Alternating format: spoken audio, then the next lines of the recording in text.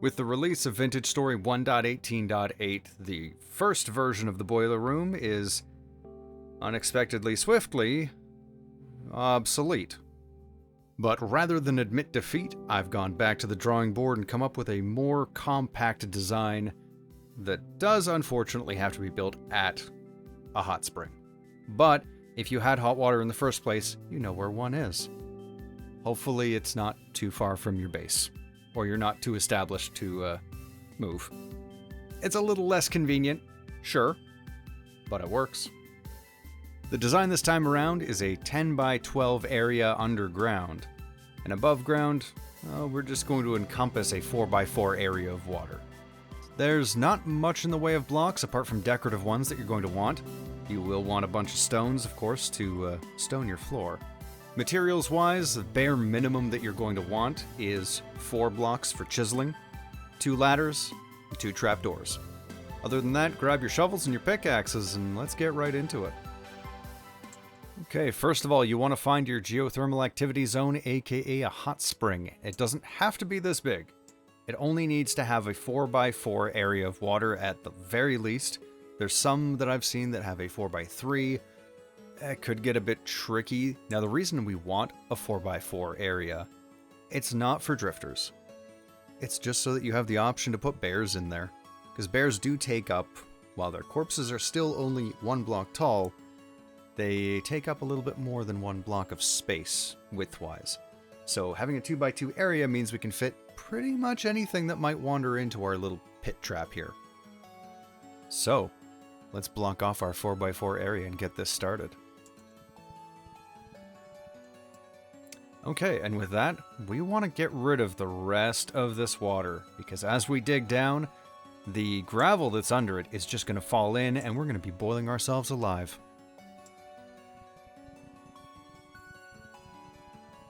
Now, the blocks for placing don't have to be anything in particular. You could use dirt, whatever you have in abundance, it doesn't really matter. I'm using polished basalt here because it has a nice grid pattern that it gives us, so it's easy to see what blocks we've placed, how many we've placed, and what was here naturally before that is not polished basalt. So we're going to come down to our 4 by 4 pool here, and around the edges we're going to replace the blocks that are down under the water. Just kind of ring the edge of our pool here. Now for the center, we're going to want to use something different so that we can see when we're down below digging around where our water is going to be. So I'm going to replace these with quartz glass. Doesn't have to be transparent, just make it different than whatever you're ringing this with. Trust me, he'll thank me later. And we're going to want to fill the center here on top of those blocks in the center in that 2 by 2 area. This will make it so when we destroy these blocks, we will have water flowing in toward the very center. So I'm going to go ahead and replace these for the time being. Technically don't need them. Once you place them, just break them and everything should be okay. But I will leave these here and break this section when it is time to. So next we're going to come to our corners and come out by 1. And then we're going to go down 4 blocks in total. So 1, 2, 3, 4. And we're going to do the same on every corner. So got our corner piece here. Out 1 and 1, 2, 3, 4. I'm going to do that on each and every one of these.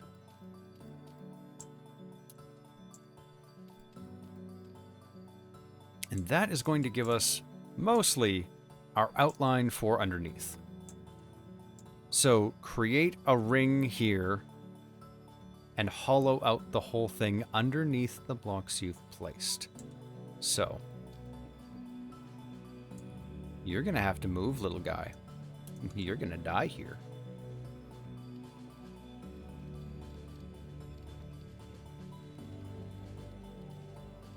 Now, once we've got our 4 block deep pit here, I'm going to go down and everything that is not the blocks that we have placed, we are going to remove. Be very careful not to get rid of the blocks that you've placed. So I know earlier I said, hey, yeah, dirt's fine. Maybe don't use dirt on second thought. Alright, now that we're all hollow down here, we're going to want to pick a side to be our front. Now I'll pick this side here because it's the side I'm on and it really doesn't matter which one we choose. But whichever side is your front, we're going to want to take back 2 more blocks off of this. Digging down 4 blocks deep as well, so 1, 2, 3, 4, and then 1, 2, 3, 4 again. And we're just going to do that along the entire width of this hole. And there we go. Looks like I have unearthed a lead vein. Well, that's a shame. This is creative. Now, this next step is completely optional, but it's kind of a safety measure. I want to replace all of the gravel walls here with something a bit more solid, probably just more basalt rock. It's going to give us more stability in terms of if we decide to dig into the wall at all for any reason. We're not going to have a cave-in, because we don't want a cave-in. That's bad. So I'm going to replace the walls and probably the floor as well, just for aesthetics, and I'll see you back here in 1 second. Okay, now that it's all looking boilery, let's get to the actual functionality. So we're going to build some retaining walls here, just around our little drop basin here. Now, these can be anything. You don't have to be able to see in. I like being able to see in, just to make sure everything's working properly. Now, from here, we're going to have this 2x2 area where the drifters are going to land. Now, what we're going to want to do is break out a 2x3 area for them to fall down into. I'm just going to replace these blocks here for aesthetics, as well as these here. So on our front side, that's been elongated out 2 more blocks from the rest, we have a 2x2 area directly under these temporary blocks that we're going to be breaking later. And then 1 block down in front of them, a 2x3 area. Now this will be where you will actually be carving them. Now just in front of our 2x3 basin here, I'm going to break down 2 more blocks. And these 2 here, I think, I'm actually going to replace with stairs. Now right here is where our chiseled blocks will go. Now they're going to be almost an identical design to the flat walls in the first version of the boiler room. We're going to have a slight tweak just for safety, because if you do touch the edge of the glass, you're going to burn yourself. We don't want to be burning ourselves on this. I'm going to build up a frame around the entirety of this, and we're just going to fill in the glass on our walls here. Once again, doesn't have to be anything transparent here. I just like the aesthetic of it. I do recommend the chiseled blocks to be probably either lake ice, glacial ice, or quartz glass, just to have some opacity to it so you can still see while you're chiseling, but see through enough that you can actually tell what's on the other side. Now we're just going to fill in this area here. And before we get to the chiseling, we're going to get the ceiling onto this. And ceiling is a very loose term because from above ground here, it's a floor. So we're going to leave these corners open and just fill in the rest, leaving this portion, which is the corner directly diagonal from the corner of our water. We're going to leave that one open as well. We're just going to cover up everything else. So now that I have our floor slash ceiling in place, I've left open the 4 corners that we initially dug down. Now, you don't have to leave all 4 of them open. You can have 1 entrance. You could have 2 entrances. I'm going to have 4 just for choices. So no matter which direction I come from, I will have a place that I can go down into quickly and not have to run around the water, because that can get a little dangerous. If you fall in here, you're probably going to die. So what we're going to do is put 2 ladders and a trapdoor. And that's about all we need to do. So a couple ladders there, trapdoor up top. Now I know earlier I said 2 ladders and 2 trapdoors. You can get away with having just 1 ladder, but you'll want the trapdoor on the opposite side, just so you can stand on top of the ladder to get out. But I'm just going to put 2 there for sake of ease. Once those are in place, we're going to pop right back down here. Time to do a little bit of chiseling. So, just going to chisel these ones up here. Now I have installed the QP Tools chiseling mod just to speed it up. You can do this all without this mod. This will just make it so much quicker. So just like in the previous tutorial, I'm going to bring these down to 3 voxels thick. So I'll be removing 13 voxel layers in total going back. You can make this if you're just using a regular chisel. We can take out our 8x8x8, cut down half of it, and then take our 4x4x4 and chisel that down to a 1/4 block thickness, and that'll work just fine as well. Once again, I'm only doing the 3 because it's a little bit thinner. I know the water won't come through. Keeps it consistent with trapdoors, though that's not really much of a selling feature on it. I just like that it gives us a little bit more wiggle room for our little carving slot. Because with a thinner wall, you get a little bit more area in that opening. Or at least more visual area in the opening. And for the carving slots, once again, I'm just going to remove these so I can get my side-to-side math a little bit easier. So, we're going to want to go in from here, so right in the center of the block with our 2x2x2, 1, 2, and then on the 3rd and the 4th, we're going to knock these guys out, and then once again to either side of it. And that should leave you with a 2 segment on the top and a 2 segment on either side. And that's with the 2x2x2. So you have 4 voxels on either side and then the remainder down below. So we're going to have that same thing on both sides there. As well as these are just for visual to see what's coming down the pipeline. Now I did say we were going to add a little bit of a safety feature into this. So I'm just going to turn this into a multi-block chisel. And I'm going to do the same on the top here. And what I'm going to do, quite simple, just with the 1x1x1, I'm going to pick the basalt rock, and I'm just going to make a single line on the top here. That is apparently the other block. All right. And I'm going to bring that out the entire depth of this block. I'm going to do the exact same thing on the bottom here. Just a single line of... It doesn't have to be basalt. You can just use the same quartz. But I'm going to have this just so it blends into the wall and ceiling. And so the difference here is here we can just walk right up. Here we have a bit of a safety. We have to crouch to go closer. But from here, we can't accidentally nudge ourselves up against a glass and start burning ourselves. We can just crouch down, carve like so. So I'm just going to copy that over here. If you're in survival, you will have to manually carve these out. I highly recommend the QP Tech Chisel Tool mod. It'll speed up everything. It doesn't really get you much more than just time back in your life. And now for this, once again, I'm going to put a little frame around the edge of the carving slot just to make it a little bit more visually distinct.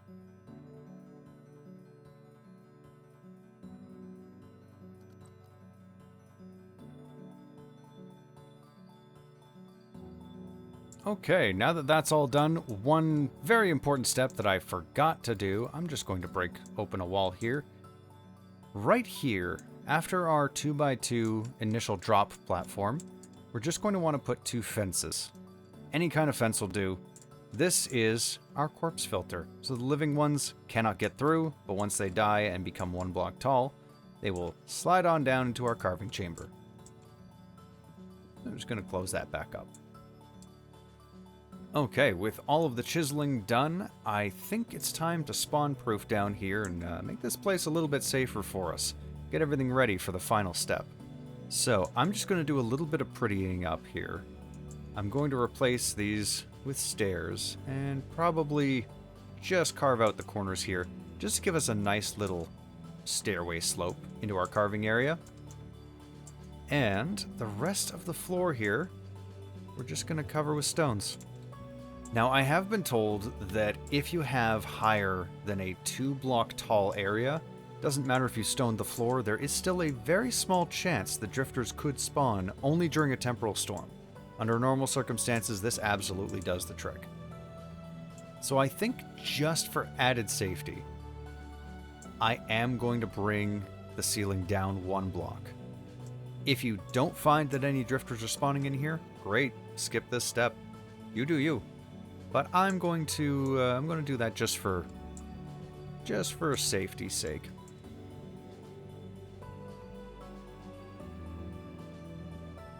And there we go.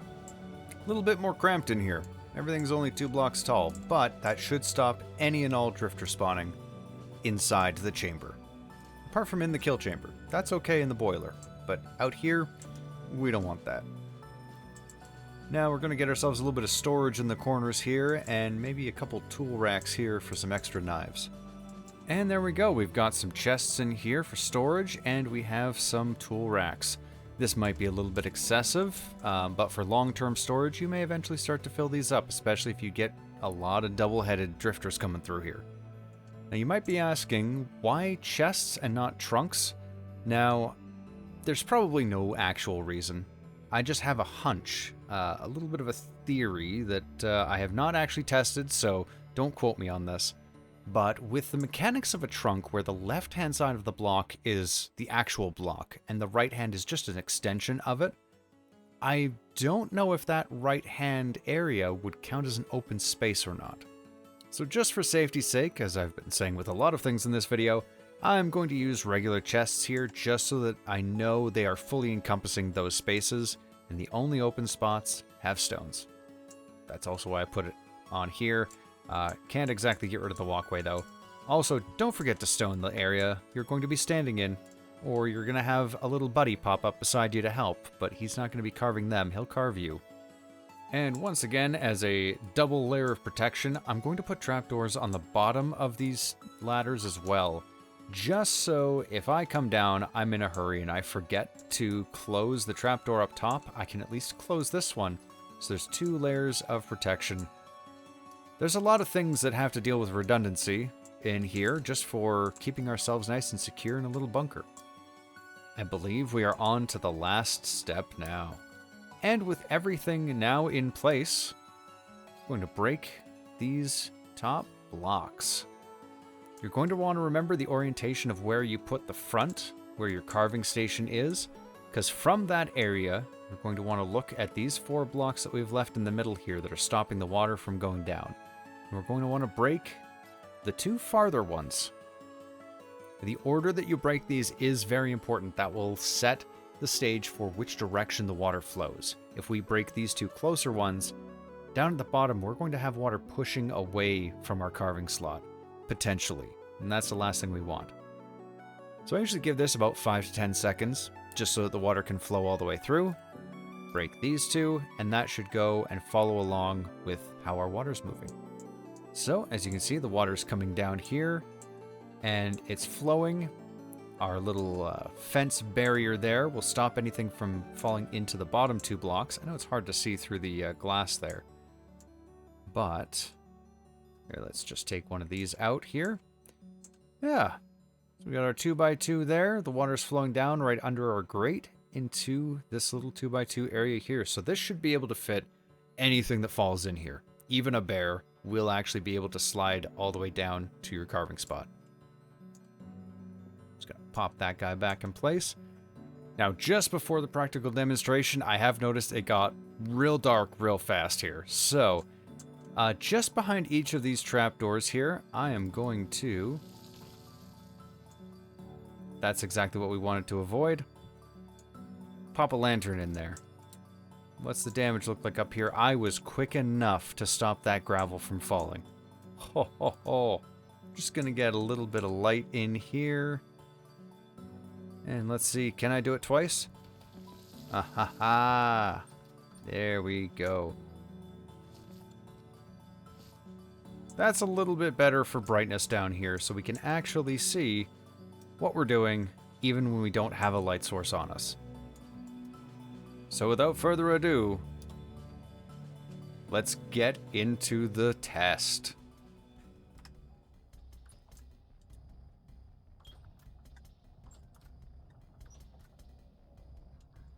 Now, as you can see, we can already hear them.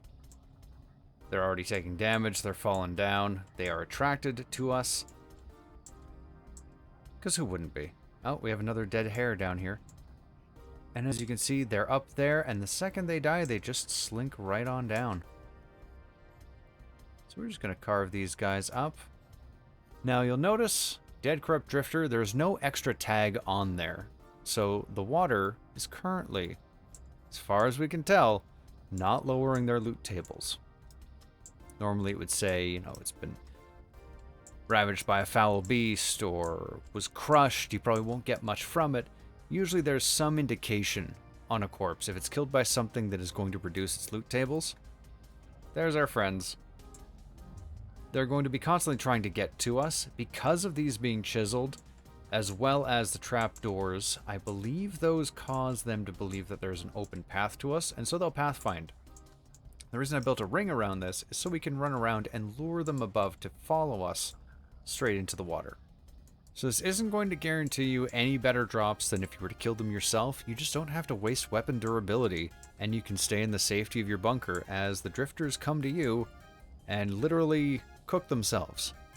I believe this is only a light temporal storm, so we may not see a double-headed drifter, but those are the ones you really want to get. Most of the other drifters only have, I think it's between a 1 and 5% chance, depending on the type of drifter. Even a Nightmare Drifter, I believe, is only a 5 or 6% chance to get a temporal gear. But you are almost guaranteed one from a double-headed drifter. Otherwise, you're mostly getting flax. These corrupt drifters, see, there we go. Very small chance of getting it. But we can get it. Even from the regular surface drifters, there is a very minute chance of getting a temporal gear. Not unheard of, just not common. And this is pretty much it. Walk around here, and they are brought right to your fingertips. Hey, look, there we go. Second temporal gear. And the storm seems almost done. We're going to get a couple last stragglers through here. We see, that was, you press against the glass too much, and you're going to take some damage. That's not them hitting you. The glass is just hot. Now, even our corrupted drifters, I mean, they're only mid-tier. Hey, what was that? That's, hey, we got a double-headed. Beautiful. And here's what we got from just one light temporal storm. 3 temporal gears, 5 rusty gears, and 8 flax fibers. Not bad for it being a light. And that's the Boiler Room 2.0, complete with a practical demonstration this time. If you liked the video, be sure to leave a like, subscribe to see more vintage story videos coming your way. The Temporal Institute series that was teased a little while ago is coming along quite nicely. A lot of set building. We're talking like close to 40 hours of set building right now, and script writing. So I hope it shapes up to be something that you're all going to enjoy. I'll leave you with a little teaser here of the opening credits for it. I'll catch you next time. Here at the Temporal Institute, we've gathered experts from every field of study to provide you, the last remnants of seraph kind, with all of the knowledge you'll need to survive and thrive in a world reclaimed by nature. I'm Professor Chert McGirt, and I'll be your guide as we explore the vast repository of information collected and curated by the Temporal Institute.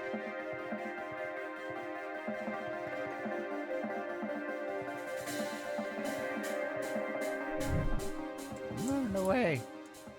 You'll never find me. I'm going on an adventure like that Frodo dude. No, shit. Martin Freeman, that was his name. Where am I going? Where have you taken me? Where's my glaucoma medication?